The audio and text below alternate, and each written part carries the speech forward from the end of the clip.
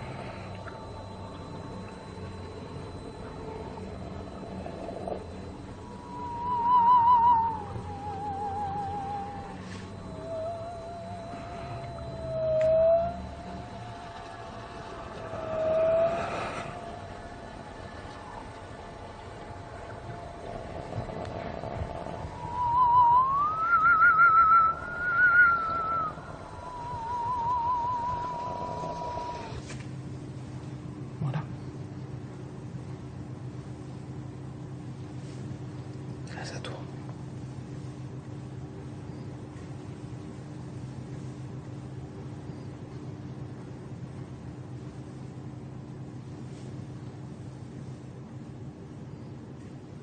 Voilà, donc l'expérience est tout à fait réalisable par quelqu'un comme moi qui n'a aucun pouvoir, aucun magnétisme revendiqué en tout cas.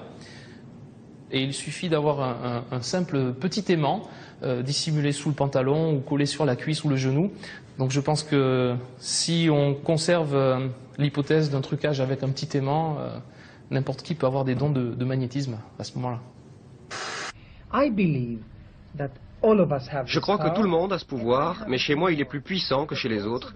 Et puis il doit y avoir aussi un élément extérieur qui a son importance. Mais comment les hommes de science expliquent-ils votre pouvoir?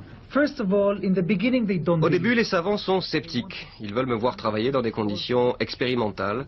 Après, ils ne comprennent pas ce qui arrive, et moi non plus. Je vais me concentrer sur vos clés. Je vais seulement les effleurer légèrement, les caresser. Et dans mon esprit, je dis « tords-toi ». Vous voyez, vous ne pourrez pas rentrer chez vous ce soir, monsieur.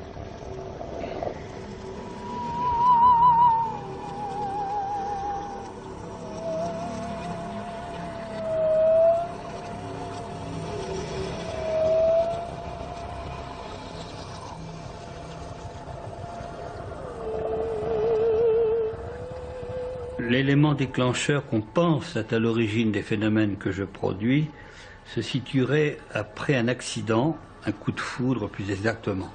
Peut-être ce choc pourrait favoriser une libération de la conscience et une synergie, là aussi entre guillemets, entre tous les étages du cerveau pour avoir une ouverture particulière, spécifique pour produire ces phénomènes.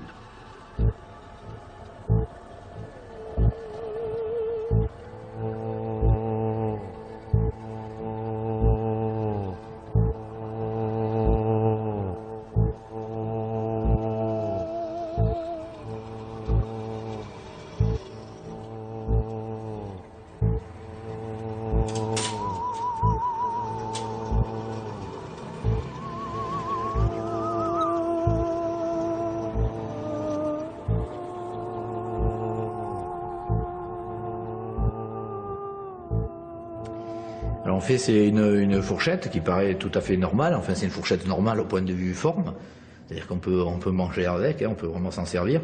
Mais par contre, le métal avec lequel elle est faite, c'est un métal particulier, c'est du nitinol. Nitinol, ça veut dire nickel et titane. C'est un alliage de nickel et de titane qui a la particularité de pouvoir conserver en mémoire une forme qu'on lui a imposée. Et ça peut être utilisé pour faire croire à des dons de psychokinèse. Psychokinèse, c'est le pouvoir de l'esprit sur la matière. Donc, on met un objet, on se concentre un petit peu, comme je faisais tout à l'heure, on tient dans la main, etc. Et soi-disant, par le pouvoir de son esprit, le pouvoir qui serait donc au bout de ses doigts, on arrive à faire tordre l'objet, etc. Et en réalité, là, c'est une application, disons, de la physique.